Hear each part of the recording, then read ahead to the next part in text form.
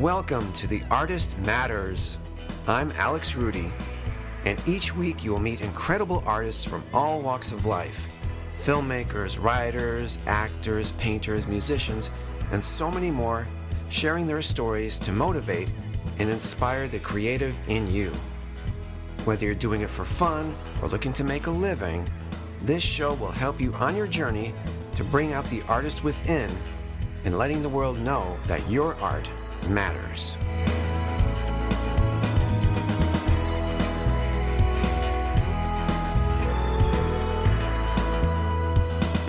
Hello, everybody. Welcome to The Artist Matters. I'm your host, Alex Rudy. And this is it. We made it to 1 year of the Artist Matters podcast. That's right. March 4th, 2019 is when the first episode of this podcast dropped last year. And now it's the week that it happened. 2020. 1 year later. Where did the time go? Well, it has been a journey. And I can't believe I did this. Just decided, do a podcast interviewing artists. They're my people. I'm an artist myself. And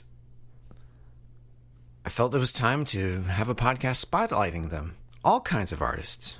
47 guests have graced this show with their presence. Ranging from actors, photographers, a poet, a drag queen, other podcasters, writers, directors, special effects, makeup artists, jewelers, an illustrator, an art therapist, a tattoo artist, a graphic artist, musicians, and some other specialties like a dancer choreographer who just happened to be my wife. And the youngest one, who is a special guest, my granddaughter, Lucia, to name just a few. And they've come from all over. Many of them I have interviewed here in Florida, and others from New York, California. I've had some Michigan covered, Texas, Hawaii. And I even went international. Countries including South Africa, Australia, Argentina, and Canada. There have been times when I've been fishing for guests. Finally got to interview someone on a Saturday when they were the only episode available, and I had to release that episode on a Monday. Fully edited, uploaded to my website, and ready to go. And I did it. And on the flip side of that, when I posted in the Don't Keep Your Day Job Facebook group that I was looking for guests to be on my show, I got flooded with 10 to 15 requests from artists wanting to share their story on my show. So I had to figure out how to prioritize who would go on first and when I could interview all these people, but I did it. I made sure that when I was getting ready to launch, I had a few guests already in the pocket. It's always a good thing, especially if you're doing a weekly podcast, to have 3 episodes in the pocket. Give yourself some wiggle room.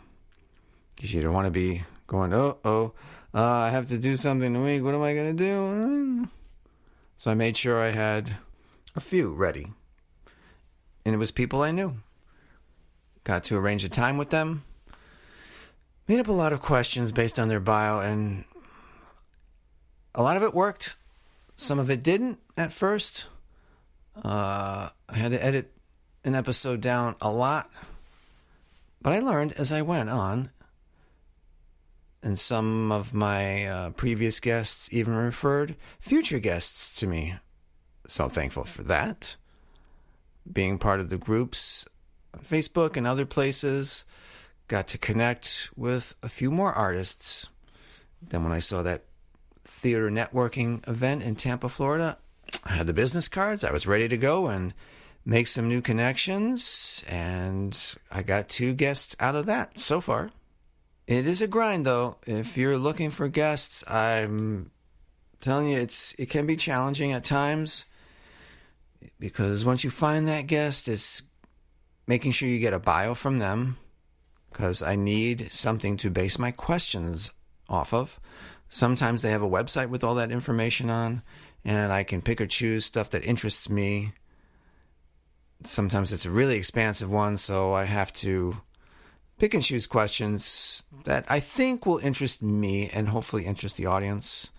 That's where I've changed my thinking when I approach an episode where I'm going to interview somebody. It's been more about what interests me. What do I want to know about them?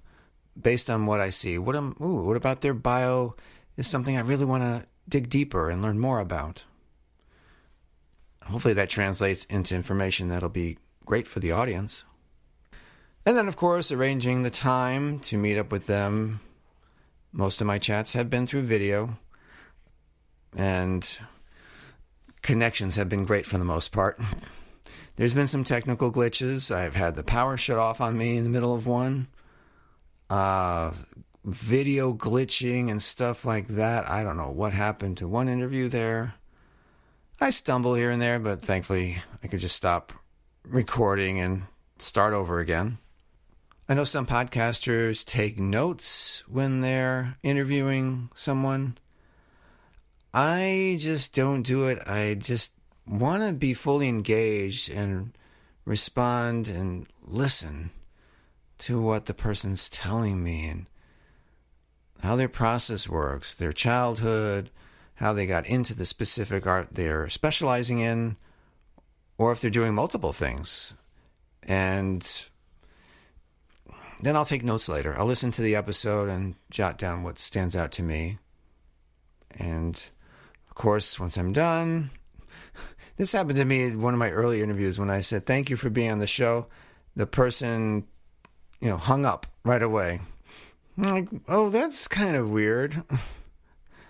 So whenever I interview someone, I make sure to tell them,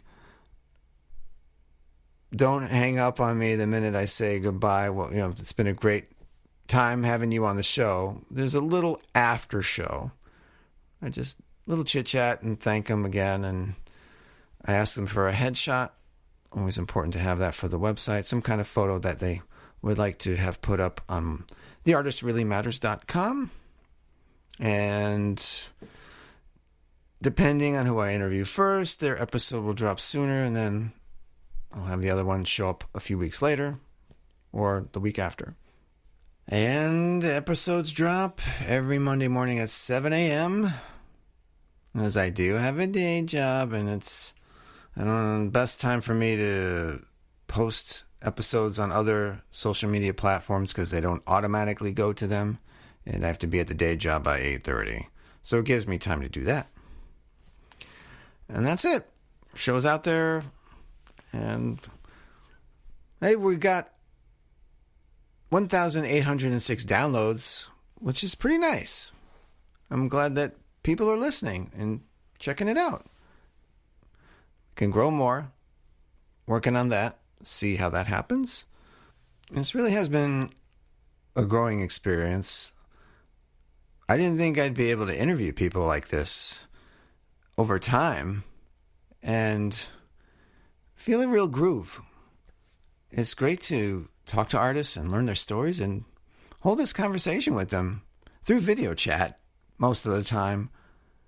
And just sharing this little pocket of time with them is miraculous in many ways. It's the technology to do this is incredible. I wouldn't have been able to do this as a teenager or even in my 20s or 30s.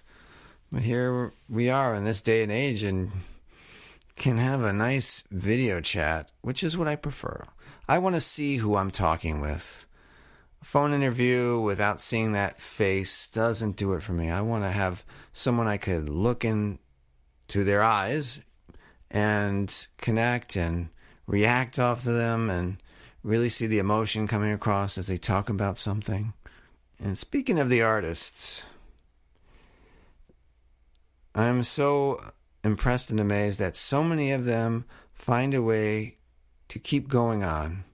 There's obstacles, setbacks, challenges, naysayers, even family members who don't want them to pursue this. They find a way to keep up with what they do. It doesn't have to be that dramatic. It could be just that they decided at a very young age this is what they want to do. And they do it. Where the road takes them. They're not saying, oh, I'm stooping too low to try this or to try that. Heck with it, man. If you found your niche and you want to be pursuing it in this form or another form, and it's your way to pay the bills, put food on your table, so to speak, and wow, why not? It beats the alternative. And I am so grateful for each and every one of the artists featured on the show for all their time and life lessons. Which brings us to today's 1-year anniversary episode, which will feature many of the artists on the show, some of their words of wisdom and advice, and all these great stories that I wanted to compile for you, which has been a lot of work, but I know you're going to love it. It's the best of. So let's begin with guest number 1, my acting teacher from New York, Lori Ann Davis. We're going to start with a common theme that hits a lot of artists who are trying to do this as a living. They reach that point where they say, you know what, I don't know if this is what I'm cut out to do. Maybe I should just give up and try something else. So I asked Lori, why do most of these artists give up? Fear.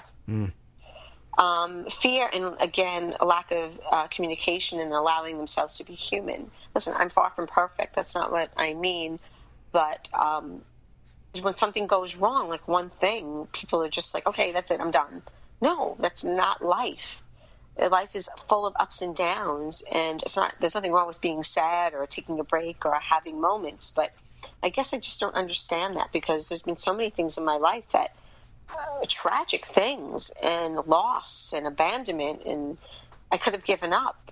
What is that saying to my child? What is that saying to my students? And if I can walk and I can talk and I can breathe and my body's moving, I'm going to be doing it. And I just don't listen. I'm afraid too, but fear drives me, and it propels me. And acting is scary. Writing is scary. Putting yourself out there is scary.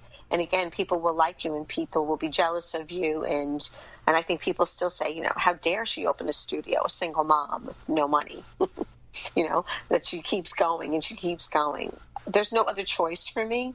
And I found my passion such a long time ago that I'm not going to let it stop me. You can try, and people have, sadly. But no, definitely not. That's good. Don't give up. Just talk it out, work it out. I don't understand the giving up part. But you use your art to help you through it. Well, creativity is just, to me, especially when I see creative people give up. And like I said, people say, I used to be an actor. I used to be a musician. I used to be a writer. I don't know what that means. That I think it lives inside you. It's in your skin. It sits on the surface. And you might have writer's block here and there, other things, but there's ways around that. And again, just being human and allowing yourself to just be in the moment and work off the other person. There's always something to work off of. If you can't find something or you're feeling stuck, reach out to another person and grab hold of that, and something will come of that. But don't give up. Don't give up on people. Don't give up on dreams. Don't give up on your passion. Thank you for that, Lori. Then we move on to guest number 5. This is someone I met here in Florida, Debbie Ortiz. I auditioned for Standing Ovation Dinner.